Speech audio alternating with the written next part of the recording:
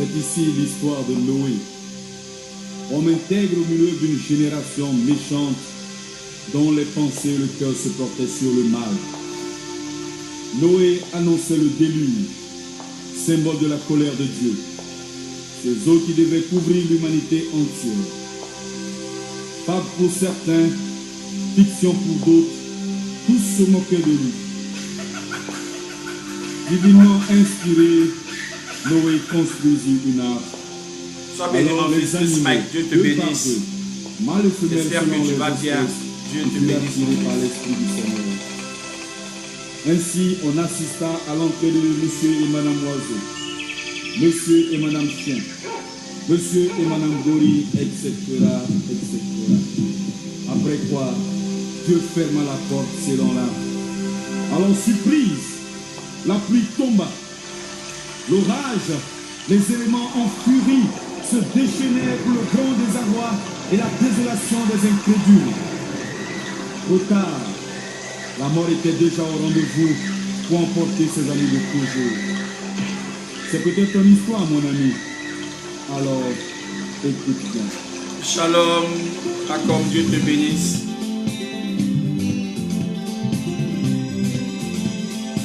Dieu nous fait du bien cet après-midi.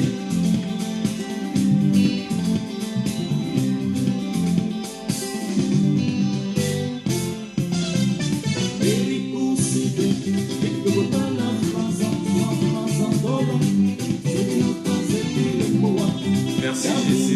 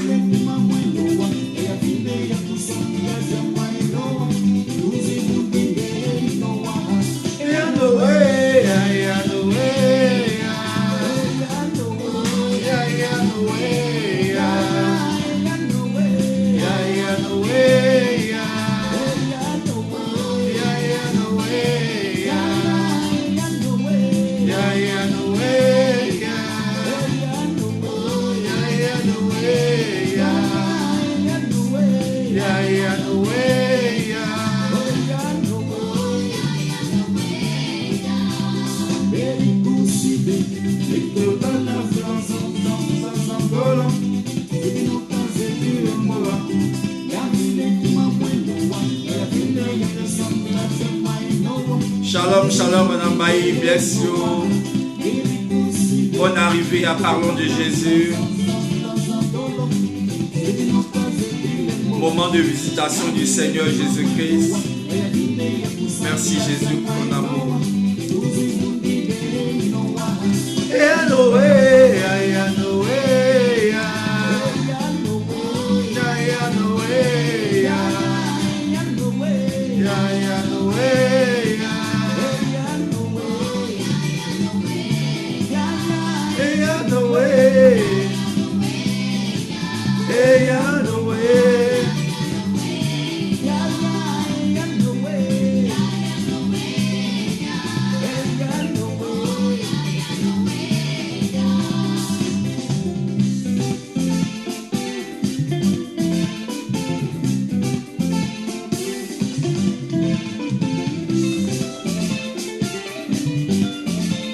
Jésus revient bientôt, soyons toujours préparés à la rencontre de notre Dieu. Shalom, Madame Adjiri, bless you.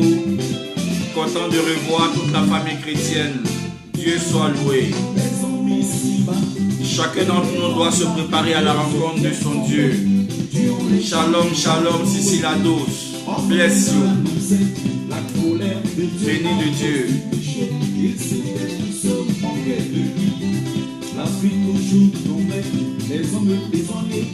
Préparons-nous à la rencontre de notre Seigneur et Sauveur.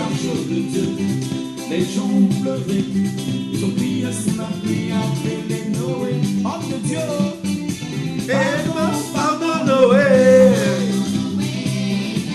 pardon Noé.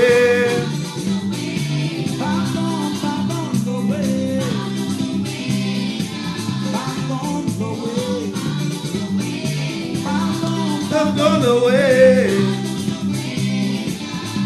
Pardon, Noé. Pardon, Noé. Pardon, Noé. Les hommes ici-bas, venez voir la pluie de Dieu qui est tombée sur les gens du temps de Noé. En Noé leur annonçait la colère de Dieu à cause du péché. Ils étaient tous se moquaient de lui. La pluie toujours tombait, les hommes prisonniers, les eaux qui montaient, cherchaient tous sur l'arche de Dieu. Les gens ont pleuré, ils ont crié sous la pluie, appelé Noé, prédicateur de Dieu. Pardon, Pardon, Noé. Pardon, Noé. pardon, Noé. Pardon, pardon, Noé. Pardon, Noé. Pardon, pardon, Noé. Pardon, Noé. Pardon, pardon, Noé. Pardon, Noé. Pardon, Noé. C'est le Richard Noé. Coco, Noé. C'est le gros bras Noé. Shalom, shalom. Noyé Noé. Jésus bénit BLZ, L'argent noyé. meilleur ingénieur de son Coco, Noé. que Dieu a béni et qui connaît Noyé. tout ce qui est instrument et son. Coco, Noé. Souba, j'ai béni BLZ. Les Pardon, maîtresses Noé. noyées. Les totos noyés. Coco, Noé. Sauve-moi, Noé. Sauve-moi, Sauve-moi, Noé. Shalom Idali, bien sûr. Sauve-moi, Noé. Sauve-moi, Noé. Sauve-moi, Noé. Sauve-moi, Noé. sauve-moi, Noé. Pardon, Noé. Sauve-moi, Noé. Devant tous ces nageurs, devant tant d'efforts, Frères, revenons à Jésus-Christ. tant de souffrances, la voix de Noé s'éleva pour Chaque dire jour, Dieu nous que parle. l'accès était gratuit. Vous avez Avec tous ces événements qui se passent, C'est aujourd'hui. chacun doit revenir à Christ. Oh, vous savez que quand Dieu ferme, nul ne peut ouvrir.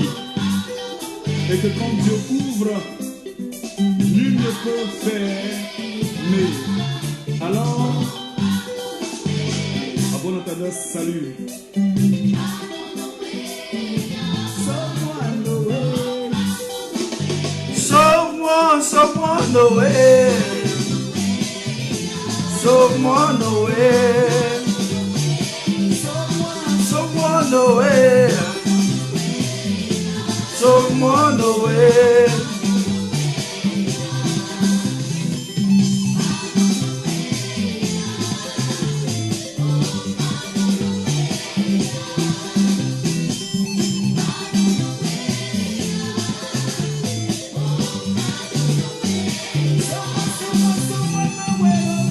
Papa Noël, joyeux Noël.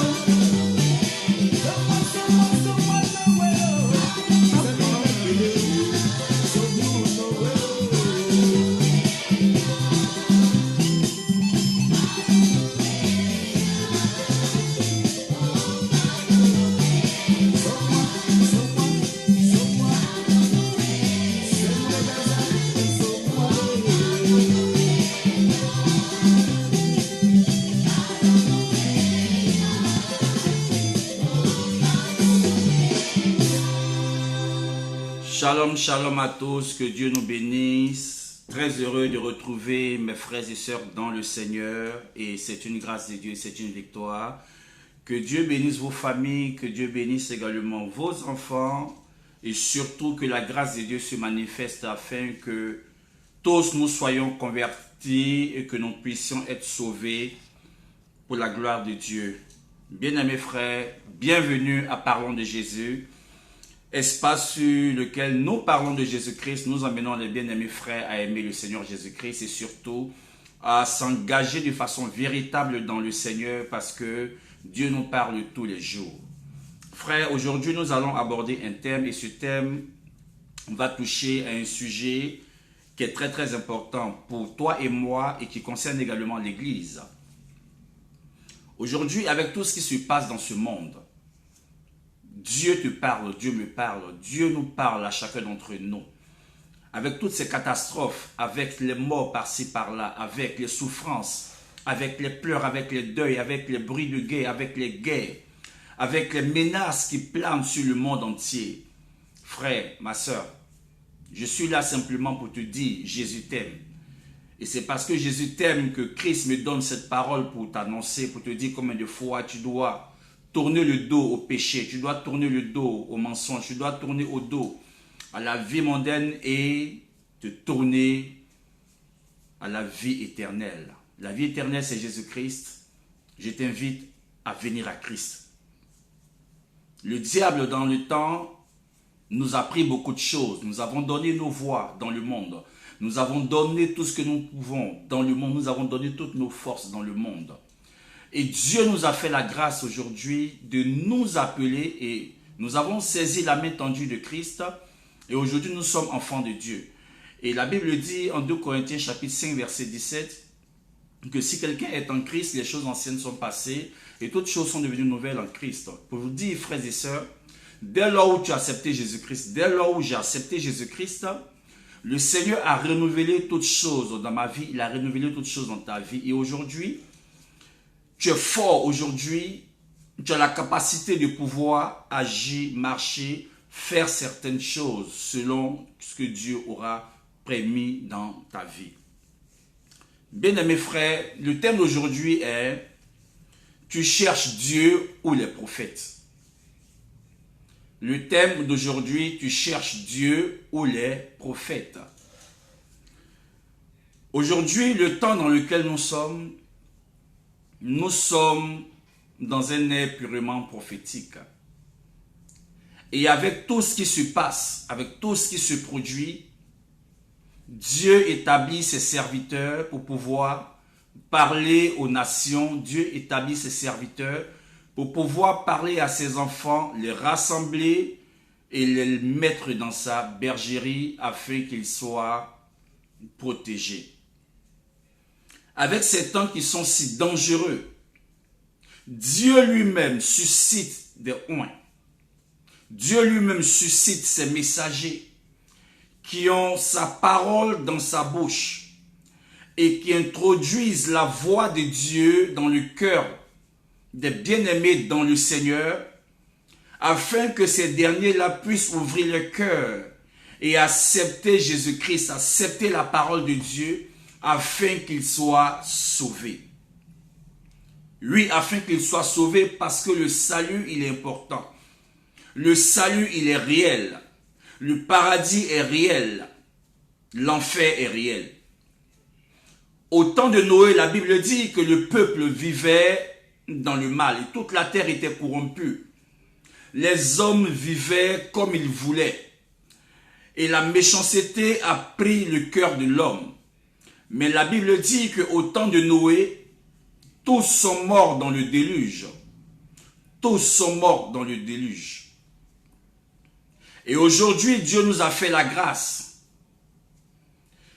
d'avoir Jésus-Christ qui a prêché le message de la repentance, qui nous a invités et qui continue toujours à nous tendre la main parce que Dieu ne veut pas que ses enfants se perdent. Dieu ne veut pas que ses enfants s'égarent. C'est pour cela que Jésus-Christ est venu accomplir cette mission sur terre, annonçant le royaume de Dieu, prêchant la repentance, prêchant le pardon, prêchant l'amour, nous invitant à nous éloigner du mal, nous invitant à nous éloigner de la cupidité, nous invitant à nous éloigner de tout ce qui est fausseté, nous invitant à nous éloigner de la corruption, nous invitant à nous éloigner de l'égoïsme, nous invitant à nous éloigner de la malhonnêteté, nous invitant à nous éloigner de la jalousie, nous invitant à nous éloigner de tout ce qui est charnel dont la chair peut se nourrir pour détruire notre âme. Frère, l'heure est venue et toutefois, nous ne manquerons pas de te dire ces paroles. L'heure est venue, il est temps que tu regardes également ta vie, que tu observes ta marche avec le Seigneur. Si réellement tu es sincère, si réellement tu es vrai, si réellement tu es engagé, il n'y a que toi seul qui le sais. Il n'y a que Dieu seul qui le sait. Il n'y a que Dieu seul qui connaît réellement si ton cœur lui appartient ou si ton cœur est divisé. Frère, il est temps aujourd'hui que notre cœur soit engagé véritablement dans la voie du Seigneur. La Bible dit que toute chose passera. Les maisons passeront. Au temps de Noé, il y a eu d'énormes maisons. Au temps de Noé, il y a eu des personnes qui étaient vachement riches. Au temps de Noé, il y avait des personnes qui étaient dans des affaires. Au temps de Noé, il y avait des personnes qui avaient des bateaux de commerce. Au temps de Noé, il y avait des grands hommes d'affaires. Au temps de Noé, il y avait des agents forestiers. Au temps de Noé, il y avait des personnes qui avaient des terres de grandes parcelles. Au temps de Noé, frère, il y avait aussi des pauvres. Au temps de Noé, il y avait aussi des malades. Au temps de Noé, il y avait aussi tout ce que l'on peut constater aujourd'hui. Mais la Bible dit, toute chose passera. Seule la parole de Dieu demeure.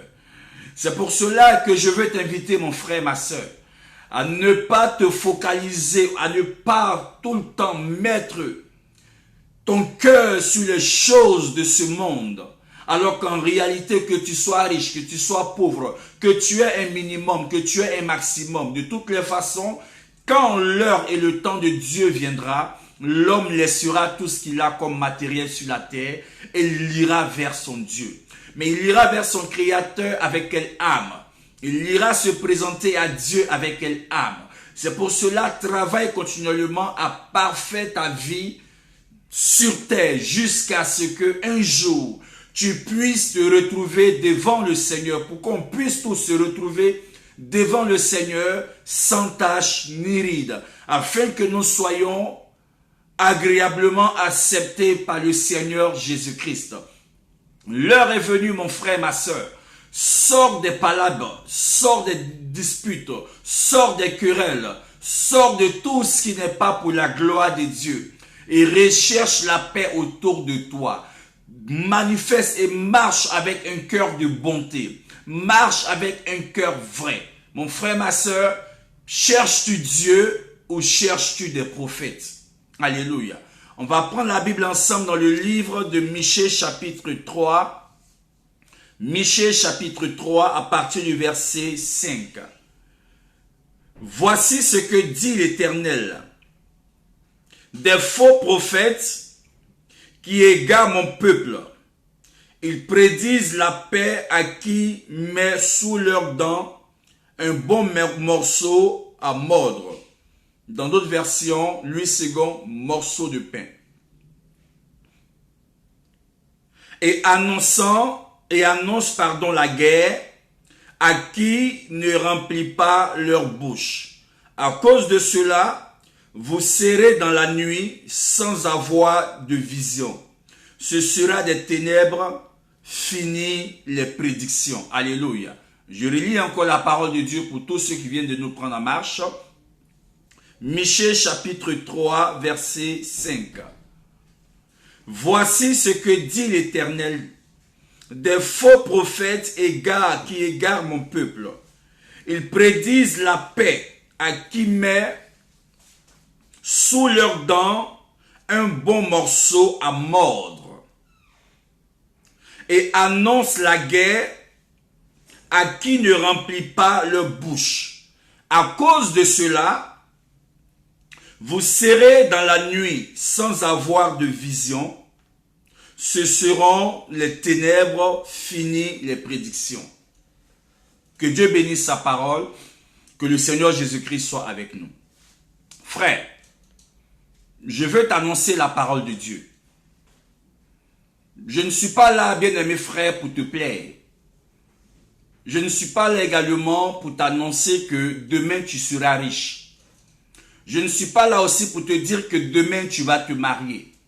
Je ne suis pas là aussi pour te dire que demain ton compte sera rempli d'argent. Je ne suis pas là pour te dire que demain ton portefeuille sera rempli de billets de banque.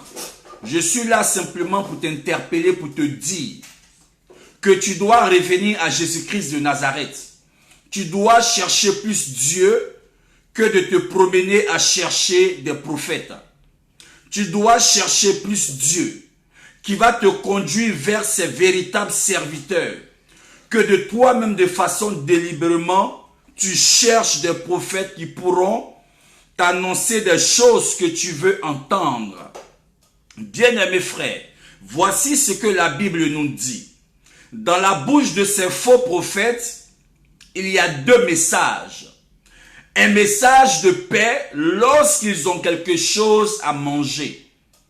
Les prophètes qui sont faux, qui sont rentrés dans la bergerie, qui sont rentrés dans l'église, qui sont rentrés dans le ministère d'eux-mêmes sans avoir reçu l'appel de Dieu et qui prennent le ministère, qui prennent la vocation que nous avons reçue de Dieu comme étant un business, comme étant un moyen de s'enrichir, comme étant un moyen pour bâtir leur empire, comme étant un moyen pour bâtir leur royaume, comme étant un moyen pour se faire voir. La Bible dit que ces faux prophètes ont deux messages dans leur bouche. Un message de paix lorsqu'ils reçoivent quelque chose de la main de leur auditoire. Ces faux prophètes proclament la bénédiction lorsqu'ils reçoivent quelque chose de leur auditoire, des personnes qu'elles dirigent. Et quand ces faux prophètes ne reçoivent rien, alors de leur bouche sort la guerre. De leur bouche sort également des malédictions. De leur bouche sort également tout ce qui n'est pas bon. Pourquoi? Parce que les personnes refusent de leur donner ce qu'elles veulent. Les faux prophètes, bien-aimés frères, monnaient la grâce de Dieu. Les faux prophètes monnaient les dons de Dieu. Les faux prophètes travaillent dans le but de se valoriser que de présenter la parole de Dieu. Les faux prophètes prêchent leur personne que de présenter Jésus-Christ. Les faux prophètes prêchent également leur royaume au lieu de présenter le royaume de Dieu. Les faux prophètes présentent la terre aux hommes que de présenter le royaume de Dieu. C'est ainsi que chaque enfant de Dieu, c'est ainsi que chaque fidèle, c'est ainsi que chaque personne aimant le Seigneur, marchant dans le Seigneur, vivant pour la gloire de Dieu, doit avoir un esprit de discernement très poussé à pouvoir faire la part des choses en ce qui vient de Dieu et ce qui ne vient pas de Dieu.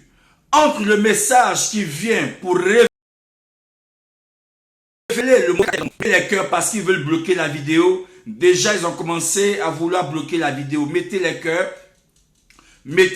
pompez les cœurs sur la vidéo parce qu'ils veulent bloquer la vidéo. Mettez les cœurs. Vous savez, quand le Seigneur commence à dévoiler certaines choses, le diable aussi a ses agents sur les réseaux sociaux dans le but d'empêcher les enfants de Dieu d'écouter la parole de Dieu. Donc, mettez les cœurs pour les empêcher de bloquer cette vidéo parce que nous allons parler, nous allons toucher. Nous allons toucher là où il faut. Alléluia. Satan, c'est un menteur.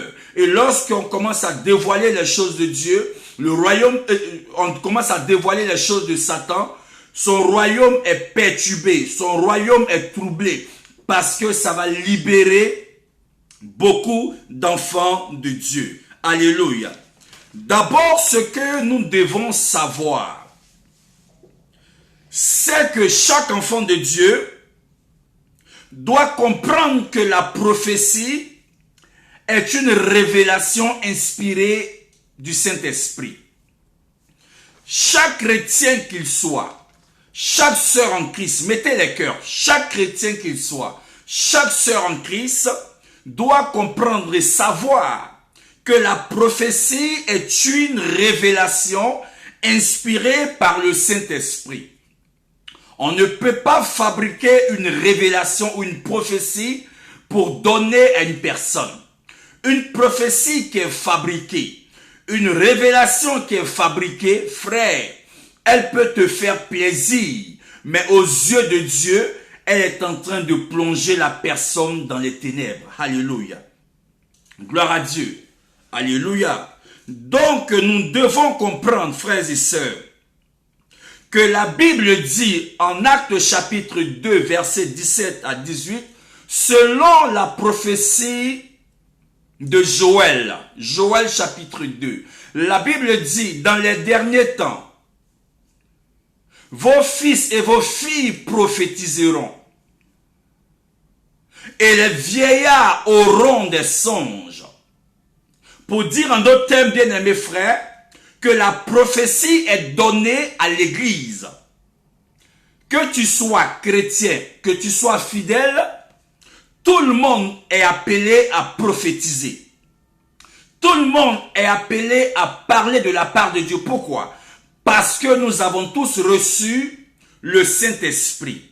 Et le jour de la Pentecôte, c'était un vent nouveau, un air nouveau qui soufflait sur l'église afin de recevoir le Saint-Esprit de Dieu et de marcher selon la révélation de Dieu et de laisser le Saint-Esprit nous conduire et nous accompagner dans tout ce que nous faisons. Où l'homme maintenant n'a plus de décision, n'a plus de parole, mais c'est Dieu maintenant qui le dirige. Alléluia. Gloire à Dieu. Toutefois, c'est d'expliquer aux enfants de Dieu que la prophétie est un don. La prophétie est un don et celui qui est prophète a reçu le ministère. Ce n'est pas parce qu'une personne prophétise qu'elle est forcément prophétesse ou prophète. Quand la Bible dit en 1 Corinthiens chapitre 12 verset 1 à 11, la prophétie fait partie des dons spirituels, des dons de l'esprit. Et donc aujourd'hui, si tu as le don de prophétie, cela ne veut pas forcément dire que tu es prophète. Si tu as le don de prophétie, cela ne veut pas forcément dire que tu es prophétesse. Et aujourd'hui, nous devons vraiment emmener nos bien-aimés dans le Seigneur à pouvoir faire la part des choses. Parce que si une sœur, si un frère prophétise et que la voix des personnes qui sont autour d'elle commence à lui dire prophétesse, prophétesse, prophétesse, ça peut être un danger pour elle, cette personne. Je répète, si une personne dans l'église a le don de prophétie et que des personnes qui l'entourent, de par ce qu'elle dit venant de Dieu, on lui dit prophétesse, prophétesse, prophétesse, la question dont tu dois te poser, est-ce que réellement Dieu t'a appelé à exercer le ministère de prophète? Parce que tu peux avoir le don de prophétie qui sert à l'édification du corps de Christ, qui sert également à parler au peuple de Dieu, mais qui ne fait pas de toi un prophète.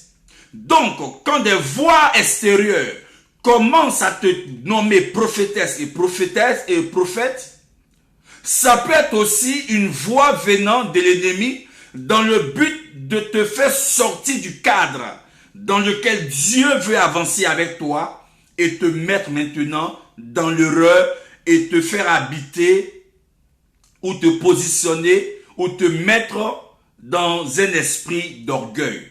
Parce que vous savez, quand on attribue un ministère à une personne, si cette personne n'est pas suivie, si cette personne n'est pas encadrée, si cette personne n'est pas réellement accompagnée, elle peut faire erreur et rentrer dans des choses qui ne glorifient pas Dieu. Alléluia. Il est bien beau de dire qu'on est prophète. Il est bien beau de dire qu'on est prophétesse. Mais ce qu'il faut savoir, est-ce que réellement le ministère qu'on porte, est-ce que réellement l'appel dans lequel nous sommes rentrés, Dieu nous a réellement choisi à cet appel? Parce que les hommes peuvent te tromper. Oui, les hommes peuvent te tromper. Et cela peut te conduire dans l'erreur. Et devant Dieu, Dieu te dira, ce n'est pas à ce ministère que j'étais appelé. Alléluia. Gloire à Dieu. Alléluia. Celui qui est appelé au ministère de prophète. La Bible dit que le prophète est celui-là même qui parle aux hommes, aux autres de la part de Dieu. Donc le prophète est le porte-parole de Dieu. Et quand on est le porte-parole d'une personne, on transmet la parole qu'on a reçue de la personne qui nous mandate, textuellement, comme on l'a entendu, on la transmet. Et si nous sommes réellement serviteurs de Dieu, si nous sommes réellement prophètes de Dieu, et que nous avons entendu la parole de Dieu, nous devons également transmettre cette parole-là de façon correcte et convenable au peuple qui nous écoute, afin que cette parole vienne les édifier, vienne les bâtir, vienne les emmener à se ressaisir et à rechercher la face de Dieu. Alléluia. Gloire à Dieu. Quand nous lisons les Écritures nous disent que les prophètes de Dieu étaient des enseignants. Les prophètes de Dieu étaient des messagers. Le prophète de Dieu n'est pas seulement celui qui donne des révélations matin, midi et soir. Le prophète de Dieu, ce n'est pas celui-là même qui à longueur de journée donne des révélations, donne des prophéties à longueur de journée. La Bible dit que le prophète Ésaïe, selon Ésaïe chapitre 1 à partir du verset 5, Ésaïe s'opposait à la corruption. Le message d'Ésaïe était un message qui amenait le peuple à revenir vers Dieu et à sortir de la corruption. Quand on est prophète de Dieu, on est aussi censé enseigner le peuple. Pourquoi? Parce que notre rôle, c'est de conduire le peuple vers Dieu et non le peuple vers nous. Tous les prophètes de la Bible qui ont été réellement choisis, appelés de Dieu, mis à part par Dieu, n'ont jamais eu l'approbation des hommes. Tous les véritables prophètes de la parole de Dieu n'ont jamais été amis aux hommes parce qu'ils avaient le cœur de Dieu.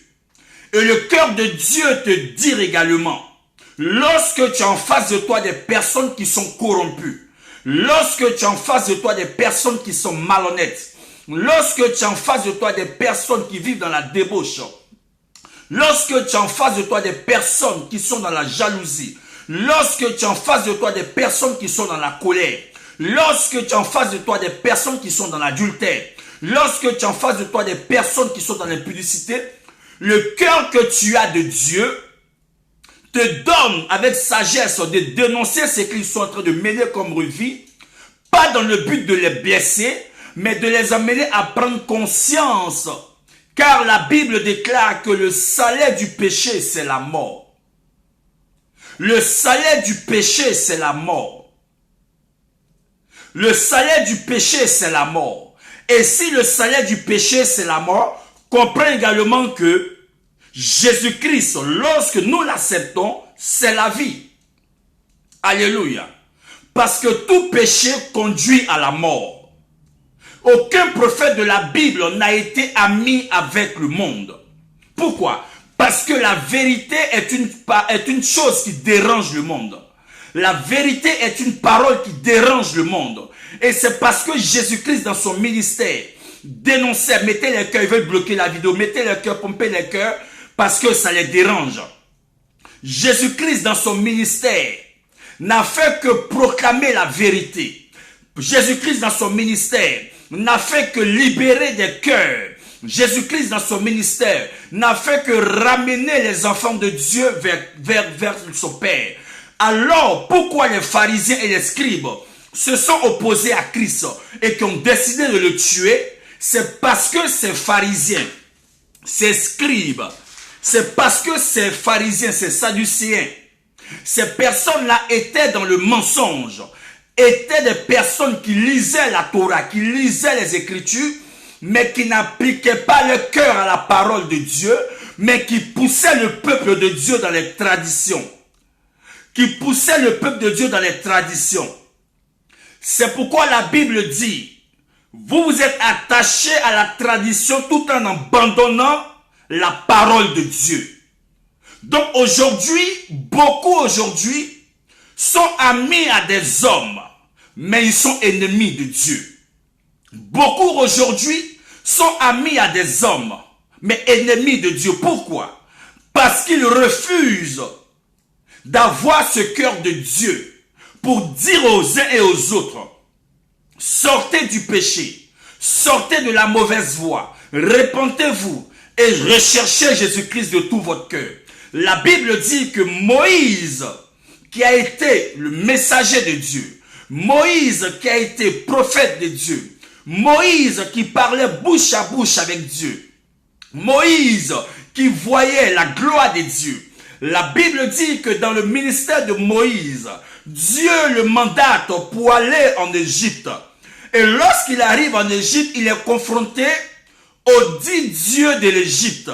Mais Dieu était avec lui et le peuple était en Égypte. Donc, bien-aimés frères, quand Dieu est avec toi, le monde des ténèbres se présentera contre toi.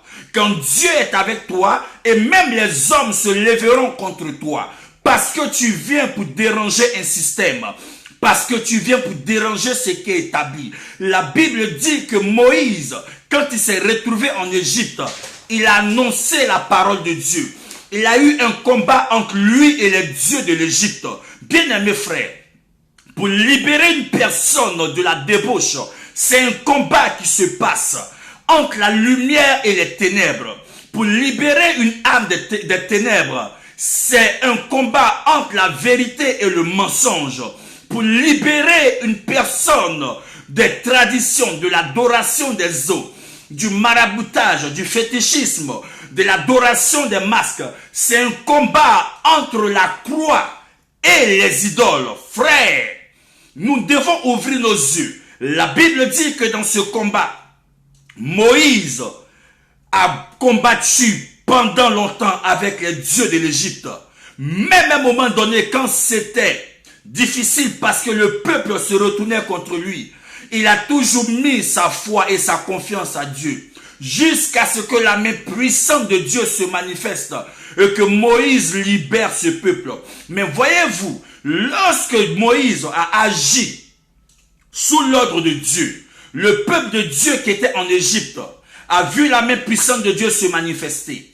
Quand ils sont sortis et qu'ils ont commencé à marcher dans le désert, quel est le miracle que ce peuple-là n'a pas vu? Ce peuple a assisté à tous les miracles que Dieu pouvait opérer dans leur vie.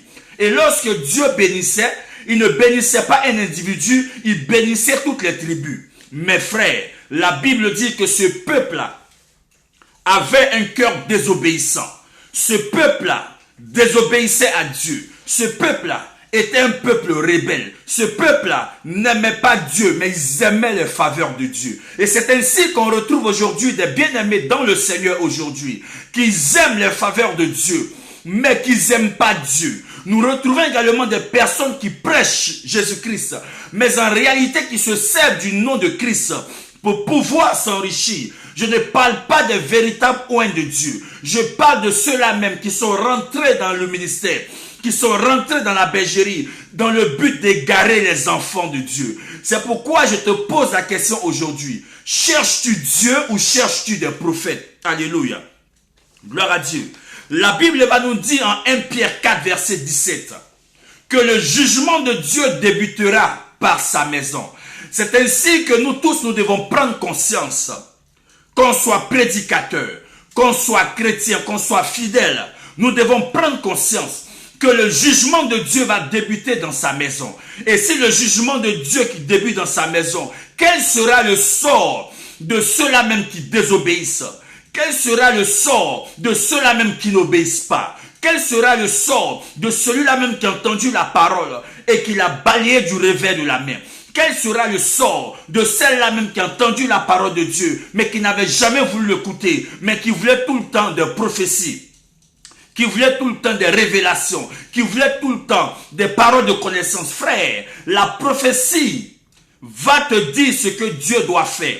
La prophétie également peut être un message qui te dira de sortir de telle ou telle situation. Mais ce qui va sauver ton âme, c'est d'accepter Jésus-Christ. Ce qui va sauver ton âme, c'est de demeurer dans la sainteté. Ce qui va sauver ton âme, c'est d'avoir la crainte de Dieu. Ce qui va sauver ton âme, c'est de marcher dans l'obéissance. Alléluia. Gloire à Dieu. Alléluia. C'est ce qui va sauver ton âme. Et nous devons ouvrir nos yeux parce que la Bible va nous dire, en Romains chapitre 1 verset 25, qu'ils ont changé la vérité en mensonge. Aujourd'hui, les gens pour te flatter vont changer la vérité en mensonge. Tout ça dans le but de te faire plaisir. Même quand tu es dans le faux, que tu mènes une vie de désordre, parce que la personne peut tirer profit de toi. Elle ne sera pas capable de te dire de sortir de là. Pourquoi? Parce que les faveurs qu'elle a de toi, elle ne va plus jamais avoir ces faveurs-là. La Bible dit qu'ils ont changé la vérité en mensonge. Nous avons beaucoup aujourd'hui qui sont dans le mensonge, que le diable utilise, qui ne sont pas véritablement des serviteurs de Dieu, parce que, frère, quand on est enfant de Dieu, quand on est réellement appelé de Dieu, il y a des choses avec lesquelles on ne joue pas. Parce qu'on est conscient qu'un jour, nous allons tout laisser sur la terre pour nous retrouver devant Dieu. Donc ça sert à quoi? De mentir à un frère, de mentir à une soeur, de mentir aux gens parce que tu veux avoir les bonnes faveurs. Il y a eu des personnes qui ont eu des milliers de personnes dans leur église. Il y a eu des personnes qui ont eu des milliers de personnes dans leur communauté. Il y a eu des personnes que Dieu a utilisées de façon extraordinaire. Il y a eu des personnes que Dieu a utilisées de façon phénoménale. Ces personnes-là ont visité le monde entier. Ces personnes-là, on a parlé d'elles dans le monde entier. Mais quand le temps est arrivé, ces personnes ont laissé leur église. Ces personnes ont laissé leurs fidèles. Ces personnes ont laissé leur maison. Ces personnes ont rendu l'âme et elles sont allées retrouver leur créateur. Donc frère, qu'on ait 10 000 membres, qu'on ait 3 000 membres, on ne va pas aller au ciel avec le nombre de membres que nous avons. Mais ceux qui seront notre récompense, c'est ceux-là même qu'on aura gagné au Seigneur et qui seront restés dans la voie du Seigneur jusqu'au retour du Seigneur Jésus-Christ. J'ai 50 000 membres, j'ai 30 000 membres, j'ai 20 000 membres, j'ai 15 000 membres, j'ai 20 membres, j'ai 10 membres. Ce n'est que de la publicité humaine. Dieu n'a pas besoin de cette publicité. La Bible dit, changez votre voix et revenez à Christ. Nous sommes tout le temps dans un esprit de concurrence. Nous sommes dans un esprit de publicité. Moi, j'ai 20 membres. Moi, j'ai 50 membres. Moi, j'ai 10 églises. J'ai 20 églises quelque part. Oui, tu as 20 églises, tu as 30 églises quelque part. Mais est-ce que ces 20 églises, ces 30 églises, est-ce que ces fidèles que tu estimes être heureux de les avoir, est-ce qu'ils sont réellement convertis? Est-ce que réellement ils ont donné leur cœur à Dieu? Ou est-ce qu'ils viennent dans l'église parce qu'ils veulent entendre des prophéties? Est-ce que parce qu'ils viennent à l'église pour entendre des paroles de connaissance? Ils viennent à l'église pour que Dieu leur parle. Lui, il y a des personnes à qui Dieu parle tous les jours. Mais ces personnes n'ont jamais changé leur cœur. Et si Dieu te parle que tu ne changes pas ton cœur, aucune prophétie ne peut s'accomplir dans ta vie. Aucune révélation ne peut s'accomplir dans ta vie. Aujourd'hui, on est dans un esprit de concurrence, on est dans un esprit de publicité. La Bible dit, c'est le Saint-Esprit qui rend témoignage de chacun d'entre nous. Mais nous sommes en train de faire nous-mêmes notre publicité. On ne parle plus de Jésus. Quand on veut inviter quelqu'un dans une église, on dit, viens. Mon frère, Dieu utilise mon pasteur. Ma soeur, viens. Dieu utilise mon prophète. On n'est même pas capable de dire à la personne, je t'invite à l'église pour que tu rencontres Jésus-Christ. On n'est pas capable de dire à la personne, viens à l'église pour que le Seigneur Jésus-Christ puisse te toucher. Nous sommes tout le temps en train de parler des hommes de Dieu et on ne parle pas de Jésus-Christ. On parle plus des hommes de Dieu et on parle moins de celui-là même qui nous a sauvés. On parle plus des hommes de Dieu et on parle moins de celui-là même qui nous a sauvés. On parle plus des hommes de Dieu et on parle moins de celui-là même qui a donné sa vie pour nous sauver. Frère, il est temps que chacun prenne conscience. Il est temps que tu cherches Dieu que de chercher les prophéties. Il y a des gens qui ont eu des prophéties toute leur vie, mais ces personnes-là, elles n'ont jamais changé leur cœur. Et frère, si tu ne changes pas ton cœur, la prophétie peut être comme un panier sur ta tête, mais tu ne seras jamais sauvé parce que ce qui sauve, c'est Jésus-Christ. La Bible dit, celui qui a le Fils a la vie, celui qui n'a pas le Fils n'a pas la vie éternelle. Tu peux avoir tous les miracles, Dieu peut te bénir. La Bible dit, il pleut sur le juste comme sur l'injuste. Dieu fait grâce à chacun d'entre nous. Que tel soit chrétien, qu'elle ne soit pas chrétien, Dieu va la bénir selon les actes qu'elle aura posés. Parce que tout acte qu'on pose, il y a son retour. Mais la Bible dit quoi? Celui qui a le Fils a la vie. Celui qui n'a pas le Fils n'a pas la vie éternelle. Aujourd'hui, nous sommes en train de nous vanter. Frère, c'est une honte même de se vanter quand on dit non, je suis chrétien, je suis milliardaire. Frère, c'est pas parce que tu es chrétien, tu es milliardaire. Avant que tu ne sois milliardaire, il y a des milliardaires dans le monde qui ne connaissent pas Dieu, mais qui sont milliardaires. Au lieu de dire, je suis chrétien, je suis homme de Dieu, j'ai des maisons partout, frère. Il y a des gens même qui ne sont même pas hommes de Dieu, qui sont dans le monde, qui ont des maisons partout. Au lieu de taper la poitrine pour dire, moi je suis dans les affaires. Il y a des gens qui ne sont pas chrétiens, mais qui ont des affaires et qui marchent plus que toi tes affaires.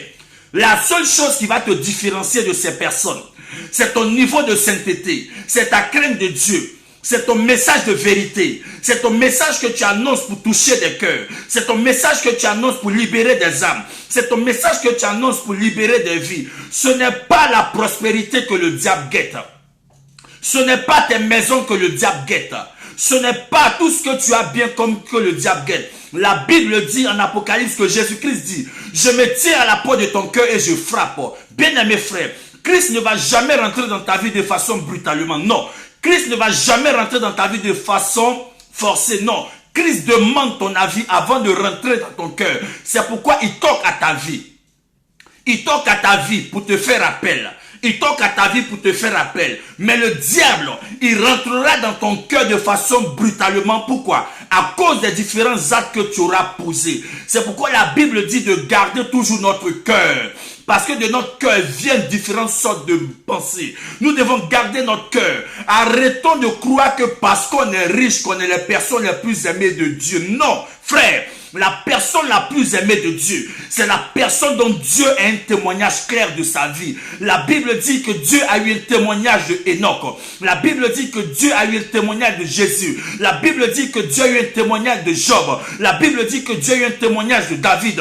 La Bible dit que Dieu a eu un témoignage de Noé. Frère, ce n'est pas la richesse qu'on a que Dieu regarde. Non, Dieu veut avoir un témoignage de toi. La Bible dit que David, l'homme selon le cœur de Dieu, c'est le témoignage que Dieu a eu de lui. La Bible dit que Dieu a dit à Satan, as-tu remarqué mon serviteur Job? C'est un homme intègre, juste, droit, qui craint Dieu et qui s'éloigne du mal. Il est temps que chacun d'entre nous, frères, se fasse remarquer par Dieu que de se faire remarquer par les hommes. Les hommes qui t'acclament aujourd'hui, demain ça ne va pas, ils vont te lapider. Les mêmes hommes qui ont acclamé Jésus, Jésus-Christ les a guéris, Jésus-Christ les a libérés, Jésus-Christ leur a donné la vie. Mais les mêmes personnes, quand Jésus-Christ était dans des problèmes face aux Sadducéens, face aux pharisiens, les mêmes personnes l'ont lapidé. Faisons-nous remarquer par Dieu. Faisons-nous remarquer par Dieu que de se laisser remarquer par les hommes. Les hommes, quand ça n'ira pas demain, ils vont t'abandonner. La même bouche qui te lève, c'est la même bouche qui va te rabaisser. La même bouche qui te bénit, c'est la même bouche qui va te maudire. C'est pourquoi la Bible dit, nous devons rechercher Dieu de tout notre cœur. Il est temps que nous sortons du mensonge. Aidons nos frères à se convertir. Enseignons-leur la vérité. Enseignons-leur Jésus-Christ. Enseignons-leur pour leur dire, l'enfer est réel. Le péché est réel, le paradis est réel, la croix est réelle, le salut est réel. Il est temps qu'on sorte des choses qui ne sont pas bonnes, parce que le péché est en train de grandir dans ce monde.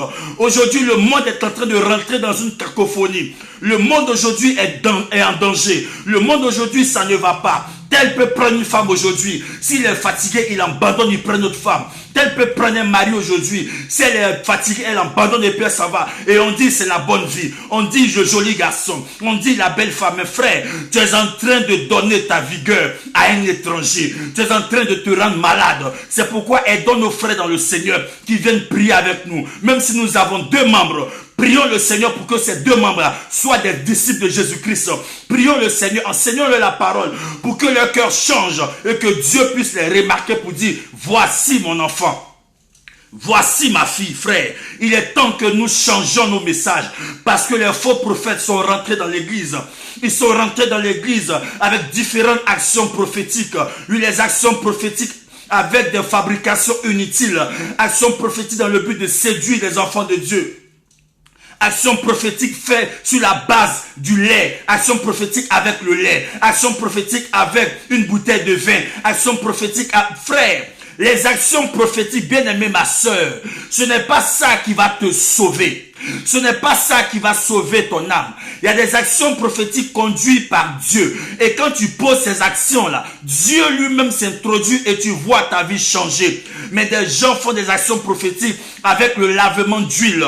On te dit une action prophétique, ils vont laver ton corps avec de l'huile. Fais attention. Une action prophétique avec du lait. Une action prophétique avec du café. Une action prophétique avec un mouton. Une action prophétique avec un message que tu vas laisser au carrefour. Une action prophétique, frère. Aujourd'hui, tous les chrétiens ont dans la tête action prophétique, mais ils n'ont pas Jésus-Christ dans leur cœur. Ils n'ont pas Jésus-Christ dans leur cœur. Ils n'ont pas Jésus-Christ dans leur cœur. Ils n'ont pas Jésus-Christ dans leur cœur. Ils n'ont pas Jésus-Christ dans leur cœur. Des actions prophétiques avec des bains d'huile. Des actions prophétiques avec des massages. Des actions prophétiques à chaque fois dans nos églises. On ne sait pas d'où ça quitte. Et tout le monde te fait rentrer dans ces choses. Tout le monde te fait rentrer dans ces choses. Mais lorsque Élie était face au prophète de Baal, la Bible dit que l'action que Élie a posée, c'était pour ramener le peuple de Dieu qui était plongé dans l'idolâtrie face aux prophètes, aux faux prophètes d'Akab et de Jézabel. Mais lorsque la puissance de Dieu s'est manifestée, le peuple de Dieu a compris que Dieu était le véritable Dieu d'Élie. Mon frère, ma soeur, qui cherches-tu? Tu cherches Dieu ou tu cherches les prophètes? Depuis la nuit des temps, les marabouts, les féticheurs, les magiciens, ceux qui pratiquent la divination ont toujours existé.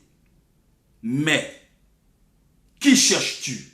Si tu cherches Dieu, Dieu lui-même va t'orienter vers ses serviteurs. Alléluia. Gloire à Dieu. Aujourd'hui, beaucoup de personnes, quand tu te parles de la part de Dieu, tu dois leur donner de l'argent. Une révélation est égale à une offrande. Une révélation est égale à une offrande. Et on transforme la vérité en mensonge. Et des gens ont donné de ces... Des gens ont vidé leur compte. Parce qu'on leur a dit, Dieu va te bénir. Mais Dieu ne peut pas te bénir et te voir dans la souffrance. Non. C'est-à-dire quoi? C'est-à-dire que la personne te dit, Dieu va te bénir, mais va vider ton compte. Tu vas vider ton compte, qui va payer ta maison? Qui va nourrir tes enfants? Qui va s'occuper de ta famille? Et beaucoup aujourd'hui sont dans des problèmes.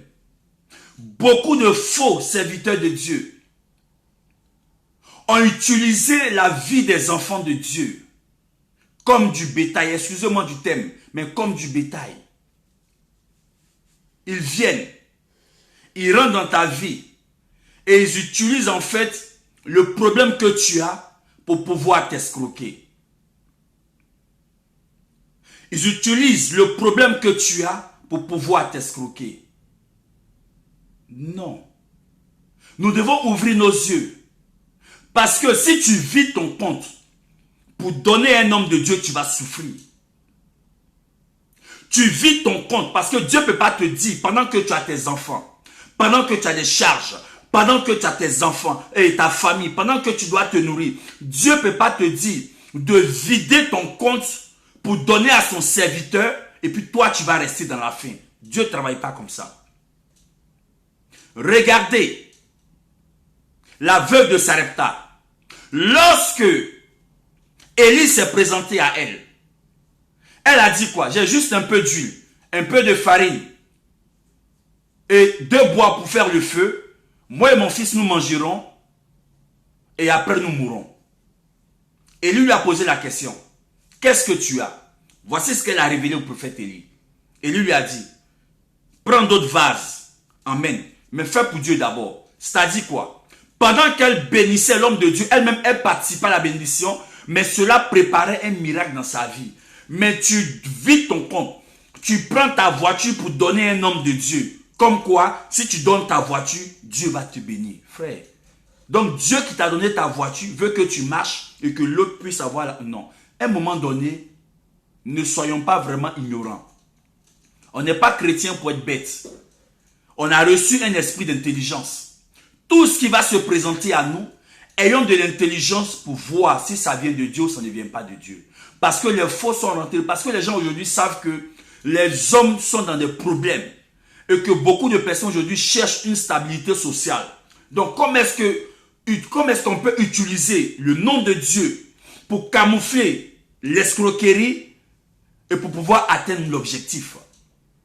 Et beaucoup aujourd'hui sont dans des problèmes. Beaucoup aujourd'hui ont donné leur maison à des hommes de Dieu et ces personnes-là se sont retrouvées dans leur famille. Comme quoi, Dieu va les bénir d'une autre grande maison. Mon frère, Dieu ne peut pas te dire de prendre ta maison qui t'a béni là-dedans, de donner à quelqu'un d'autre, même si c'est son serviteur, de lui donner, et puis toi tu vas dormir dehors. Mais ma soeur, mon frère, toi-même, quand tu analyses cette parole qui t'est donnée, est-ce que Dieu, tu as souffert pendant longtemps, Dieu te donne une maison, et Dieu encore va te dire non, donne ta maison, et puis après, attends, mais tes enfants, tu vas les mettre où? Et c'est comme ça, beaucoup de personnes se sont fait avoir, et aujourd'hui, elles pensent que tous les hommes de Dieu sont pareils. Tous les hommes de Dieu ont le nom homme de Dieu, mais ne sont pas tous des oints de Dieu. Parce que le véritable oint de Dieu, c'est celui qui marche dans la vérité. Le véritable oint de Dieu, c'est celui qui parle de la part de Dieu. Le véritable oint de Dieu, c'est celui qui veut sauver ton âme. Le véritable oint de Dieu, c'est celui qui prêche Jésus et non sa personne. Le véritable oint de Dieu, c'est celui qui veut que tu adores Christ et non que tu l'adores. Alléluia. Gloire à Dieu. C'est pourquoi chaque enfant de Dieu doit comprendre. Lorsque Dieu nous appelle, Dieu nous équipe, Dieu nous prépare, afin que nous puissions réussir la mission à laquelle il nous a appelés. Et dans cette mission à laquelle Dieu nous a appelés, c'est Dieu lui-même qui prend soin de ses serviteurs. Dieu, quand tu travailles, quand tu exerces le ministère de façon correcte, Dieu lui-même suscite des personnes pour te bénir. Et quand Dieu suscite ces personnes pour te bénir, Dieu en retour bénit ces personnes. Quand la veuve de Sarepta a béni Élie, Dieu s'est souvenu d'elle et Dieu l'a bénie. Pourquoi? Parce que Dieu lui-même avait suscité la veuve de Sarepta. Il avait déjà préparé pour qu'elle puisse rencontrer Élie et que Élie puisse prier pour elle afin que Dieu multiplie ce qu'elle avait. Donc dans la ville de Sarepta, elle était la seule, malgré qu'elle était veuve. Au temps de la famine, c'est elle que Dieu a visité. Quand Dieu conduit une personne, quand Dieu conduit son oint vers toi, même au temps de la famine, quand c'est le temps de Dieu dans ta vie, il n'y a pas de raison que Dieu ne te bénisse pas. Alléluia. Gloire à Dieu. Donc, en tant que prophète de Dieu, nous sommes des conducteurs du peuple. La Bible dit que lorsque les sacrificateurs qui portaient l'arche devaient traverser le Jourdain, la Bible dit qu'avec Josué, qu'est-ce qui va se passer? Ils ont mis en premier le pied dans le Jourdain. Et le Jourdain s'est ouvert. En tant que conducteur de Dieu, c'est d'abord nous-mêmes qui devons ouvrir le chemin pour que les enfants de Dieu puissent nous suivre. Et ce chemin qui va s'ouvrir, c'est lorsque nous parlerons de Jésus-Christ. Lui-même, il ouvrira le chemin et le peuple de Dieu verra la gloire de Dieu dans l'avenir. Alléluia. Gloire à Dieu. Moïse était le conducteur du peuple sous la puissante main de Dieu. Quand nous conduisons un peuple, c'est sous la puissante main de Dieu. Alléluia. Gloire à Dieu. Gloire à Dieu. Et aujourd'hui, nous devons ouvrir notre esprit. Parce qu'il y a tellement de choses qui se passent dans ces derniers temps. Beaucoup de personnes pensent qu'on devient pasteur. On ne devient pas pasteur. Beaucoup de personnes pensent qu'on devient apôtre. On ne devient pas apôtre. On ne devient pas évangéliste. On ne devient pas prophète. On ne devient pas docteur. On ne va pas à l'école pour devenir pasteur. On ne va pas à l'école pour devenir prophète. On ne va pas à l'église pour devenir docteur ou apôtre. Non. C'est un appel. C'est un appel divin. C'est-à-dire, c'est marqué à ta vie quand tu nais. Comme Dieu a dit à Jérémie, je te connaissais quand tu étais dans le sein de ta mère. Je t'avais établi prophète. Donc, le ministère était déjà établi à la vie de Jérémie. Beaucoup pensent que on devient pasteur parce que on a suivi une étude biblique. Non. Même si tu as fait une école de théologie, c'est pour développer, c'est pour te permettre d'avoir une connaissance aussi avancée. C'est vrai. Mais est-ce que tu as reçu l'appel? Beaucoup aujourd'hui vont dans les instituts de théologie. Ils vont apprendre pour leur propre connaissance, pour ne pas peut-être se faire avoir. Mais si ces personnes n'ont pas une bonne orientation, un matin, le diable peut mettre des choses dans leur cœur et elles vont se faire passer pour des pasteurs parce qu'elles auront la lettre, mais non l'esprit. L'apôtre Paul dit, la lettre tue, mais l'esprit vivifie. Alléluia. Donc, que chaque enfant de Dieu comprenne, on ne devient pas prophète. C'est un appel qui est rattaché à notre vie. Aujourd'hui, tout le monde est prophète. Tout le monde est prophète. C'est Dieu seul qui sait. Mais les véritables oints de Dieu, on les reconnaît à leurs fruits. Les véritables oints de Dieu, on les reconnaît par le message. Les véritables oints de Dieu, on les reconnaît parce qu'ils disent venant de Dieu. Alléluia. Gloire à Dieu. Alléluia. Beaucoup aujourd'hui font ce qu'on appelle l'école de prophète. Mais l'école de prophète, frère, il n'y a pas d'école de prophète. Parce que l'école de prophète, c'est comme s'il y avait une institution qui était là, qui formait des prophètes. Et à la fin, on disait, oui, tu as eu ton diplôme, tu es devenu prophète. Non, il n'y a pas d'école de prophète.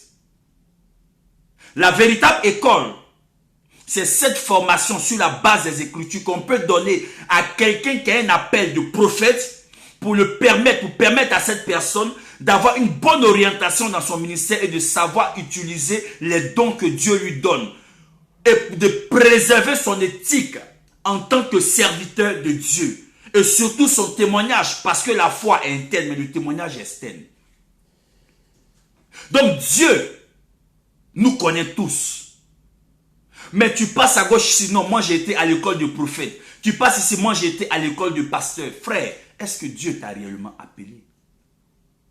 Et c'est toutes ces choses qui créent la cacophonie dans le ministère. Et beaucoup pensent qu'on sert Dieu pour être riche et non pour gagner des âmes.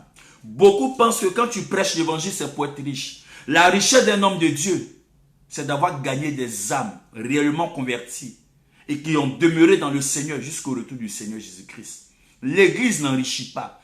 L'église est le corps de Christ. L'église est la maison de Dieu, où nous devons enseigner la parole de Dieu pour sauver des âmes. Frère, on va lire ensemble Ephésiens 4, versets 11 à 15. Ephésiens 4, versets 11 à 15. Ephésiens 4, versets 11 à 15. Vous allez voir ce que la Bible dit. Ephésiens 4, versets 11 à 15. Qu'est-ce que la Bible va nous dire? Voilà. La Bible dit, il dit ici, c'est lui qui a fait don de certains. Suivez bien, Ephésiens 4, verset 11, il dit, c'est lui qui a fait don de certains comme apôtres. C'est-à-dire que Dieu lui-même, il fait don aux uns aux autres comme apôtres, d'autres comme prophètes, d'autres comme prédicateurs de l'évangile, c'est-à-dire évangélistes, et d'autres encore comme des bergers pasteurs et d'autres comme enseignants, des docteurs. il a fait don de ces hommes pour que les membres du peuple saint soient rendus aptes à accomplir leur service en vue de la construction du corps de Christ. Voyez-vous? Donc le ministère qu'on a de Dieu, c'est pour construire le corps de Christ. Ce n'est pas pour s'enrichir. Le ministère qu'on a reçu de Dieu, c'est pour construire le corps de Christ. Et pendant que tu œuvres, pendant que tu exerces le ministère, Dieu lui-même, il pourvoit tes besoins et il te bénit au-delà de tes pensées. Parce que tu fais de Dieu ta priorité. Alléluia. Ensuite, il dit, ainsi nous parviendrons, au verset 13, ainsi nous parviendrons tous ensemble à l'unité dans la foi. Ça dit, l'unité dans la foi, que l'Église croit en Jésus-Christ, dans un seul esprit. Que l'Église croit que Jésus-Christ est le Seigneur des Seigneurs. Que l'Église croit que Jésus-Christ est le Sauveur des Sauveurs. Dans l'unité de la foi, tous nous croyons que Christ est mort à la croix. Christ est mort à la croix et ressuscité pour que toi et moi nous soyons sauvés. Donc, nous avons foi que Christ est notre Sauveur. Alléluia. Et dans la connaissance du Fils de Dieu. Donc, l'Église, en premier, doit connaître Jésus-Christ. Frère, je vais prêcher ce message sur 2 niveaux. Donc l'Église, il dit la connaissance du Fils de qui? Du Fils de Dieu. L'Église doit connaître Jésus-Christ. Depuis que tu vas à l'Église,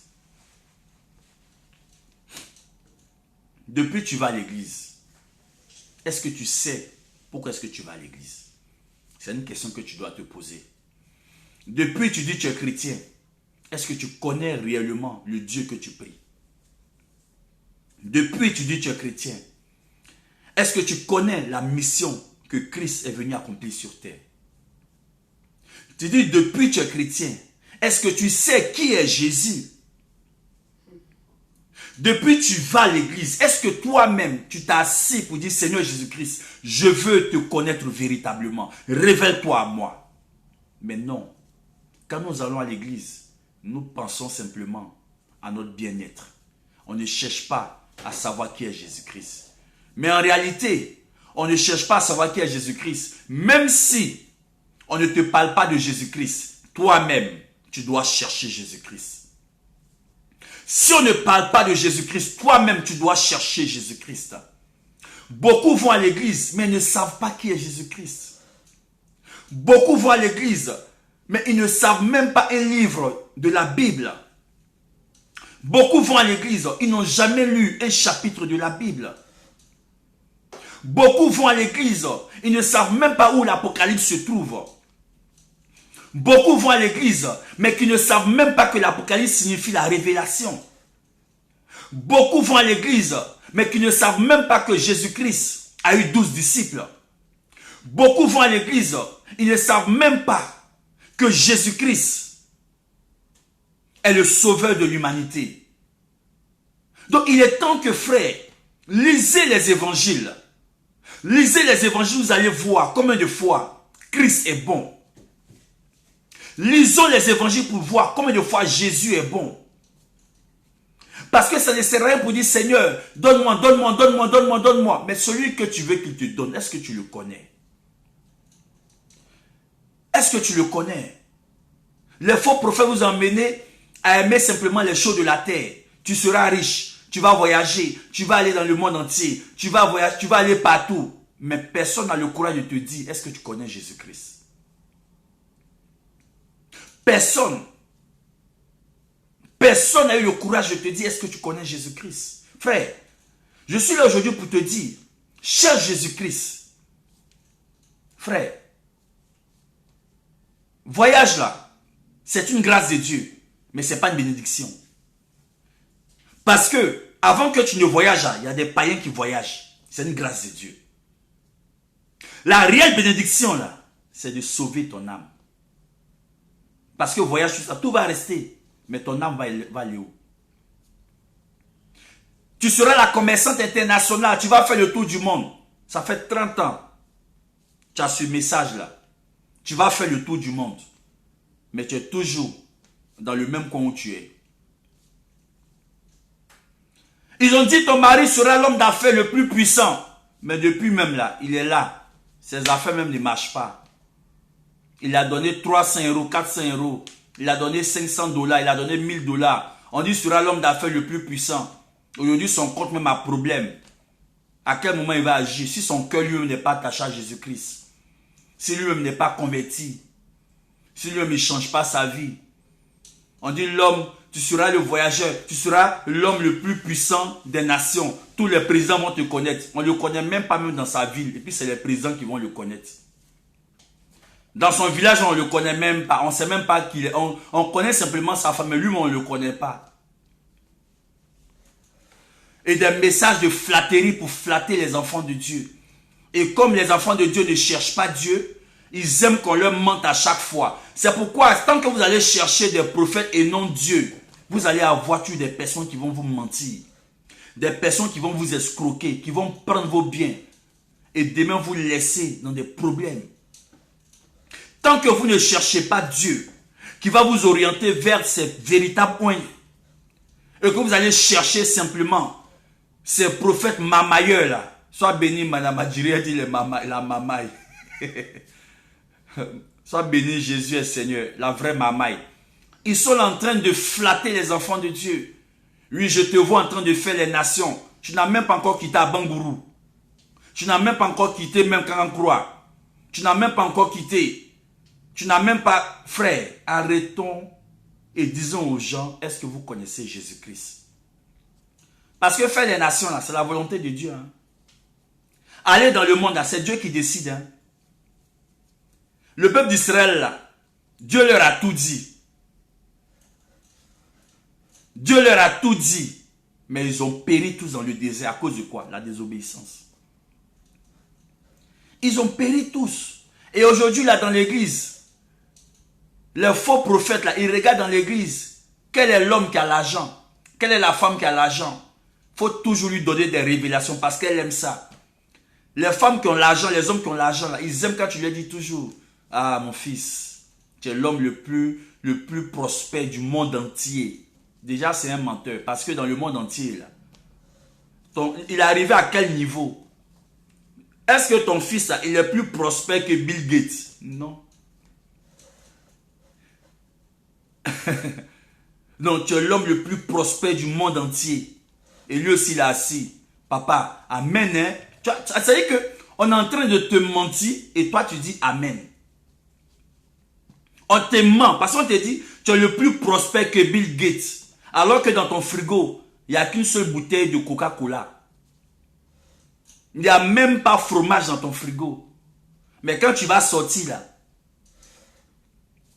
tu vas chercher placali dans le sachet, sauce graine dans le sachet, pour aller t'asseoir pour manger. Puis dans ta tête, l'homme le plus prospère du monde. Oh, Bill Gates là, n'a pas de problème de ça.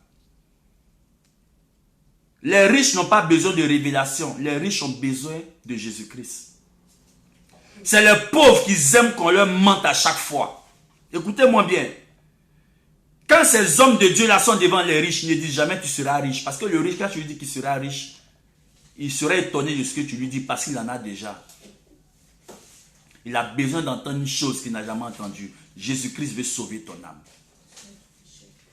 Mais quand tu dis un pauvre, je vois, Dieu va remplir ton compte de milliards. Quand il entend milliards, là, ses oreilles deviennent comme pantoufles. Ses oreilles deviennent larges. Parce qu'il a entendu milliards. Parce qu'il est dans la galère, ça fait au moins 50 ans qu'il est dans la galère. Donc quand tu lui dis, il sera milliardaire. Frère, pour être milliardaire, il faut travailler. Pour être milliardaire, il faut travailler.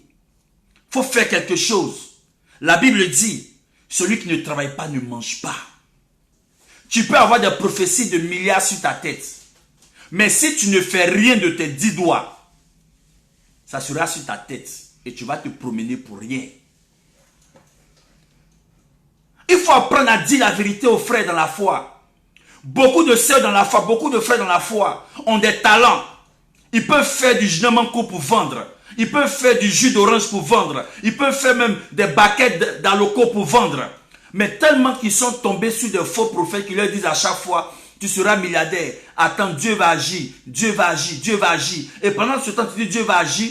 Lui, il est assis, son talent meurt et ses amis dans le monde sont en train de prospérer dans la vente d'alcool ou dans la vente de frites.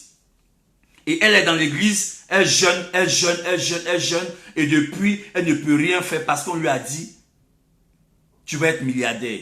Lis Ésaïe 60, tu vas comprendre. Ésaïe 60 dit, lève-toi, sois éclairé, car ta lumière arrive. Si on te donne même une révélation pour te dire que tu vas prospérer, si tu ne te lèves pas, que tu vas t'asseoir là à jeûner, à jeûner, à jeûner, si tu ne te lèves pas pour aller déposer tes CV pour aller chercher du travail, mais tu vas souffrir inutilement et demain tu vas accuser Dieu, tu vas dire non, on t'a donné une fausse révélation. Non, tu ne t'es pas levé. Et quand tu ne te lèves pas, ne sois pas surpris que la pauvreté t'atteigne. La seule chose, le seul moyen pour permettre à quelqu'un qui n'a pas les moyens, qui est pauvre, de s'en sortir, c'est de lui dire, travaille. Il faut travailler. C'est vrai, Dieu bénit. Mais Dieu a débuté le monde par le travail. Dieu a débuté le monde par le travail. Mais quand tu dis à un riche que je vois, tu vas prospérer dans tes affaires, il te regarde et puis il rit. Le riche a besoin d'entendre que Jésus veut me sauver. Jésus est le Seigneur des Seigneurs. Jésus-Christ est celui-là même qui a libéré le monde entier. Quand tu dis ça au riche, il dit waouh. J'ai entendu tous les discours. J'ai entendu tous les discours des grands businessmen. Mais ce que je viens d'entendre, j'avais jamais entendu. Jésus-Christ est le Seigneur. Jésus-Christ, je te donne ma vie. Jésus-Christ, je te donne mon cœur. Voici les messages que l'Église a besoin. Aujourd'hui, il y a beaucoup de vendeurs d'illusions. Beaucoup de vendeurs d'illusions. C'est pour cela que tu dois ouvrir tes yeux. Les faux prophètes, il y en a tellement. Regardez, Élie était face à 850 prophètes, 450 prophètes de Baal et 400 prophètes d'Astarté. Les faux prophètes sont nombreux, les oints de Dieu sont un. Dans une nation, Dieu nous révèle beaucoup de faux prophètes, mais ces messagers-là, ils sont un. Ils ne sont pas visibles, mais Dieu travaille avec eux dans le secret. 850 faux prophètes contre Élie seul. Plusieurs faux prophètes contre Michée. Jusqu'à Akab dit, Michée ne prophétise jamais de bonnes choses pour lui. Donc il ne l'aime pas. Les vrais prophètes, on ne les aime pas parce qu'ils prophétisent ce que Dieu leur dit de dire. Les véritables serviteurs de Dieu ne sont pas aimés des gens. Les véritables serviteurs de Dieu sont détestés des gens. Pourquoi? Parce qu'ils ne disent pas ce que les hommes veulent entendre. Mais ce monde aujourd'hui, là, si tu ne mens pas, si tu ne flattes pas les gens, tu ne peux pas avoir ce que tu veux. Frère, qui t'a appelé? C'est Dieu ou c'est les hommes? Qui t'a choisi? C'est Dieu ou c'est les hommes? Faisons attention, les temps sont mauvais. Présentons Jésus-Christ aux gens. Toute cette souffrance que nous voyons sur cette terre, c'est parce que le monde s'éloigne de Dieu. Toute cette souffrance dans laquelle les gens sont, c'est parce que le monde est éloigné de Dieu. Revenons à Dieu. Marchons dans la vérité. Marchons dans la droiture. Marchons dans la crainte de Dieu. Marchons également avec un cœur droit. Et éloignons-nous du mal. Vous verrez. Aimons Jésus-Christ. Comment Dieu va agir. Qui tu cherches? Dieu ou les prophètes? À force de chercher les prophètes, les prophètes, les prophètes, les prophètes, à force de chercher les révélations, révélations, révélations, tu finiras un jour par tomber sur des marabouts. Même le marabout, il donne des révélations. Oui, même le féticheur, il donne des révélations. Mais qui va traiter avec ton âme pour que ton âme soit sauvée? C'est celui-là même que tu dois chercher Dieu pour le trouver, pour te dire, abandonne ta mauvaise vie, abandonne le péché, abandonne ta mauvaise foi, abandonne la corruption et marche sur le chemin de la vérité.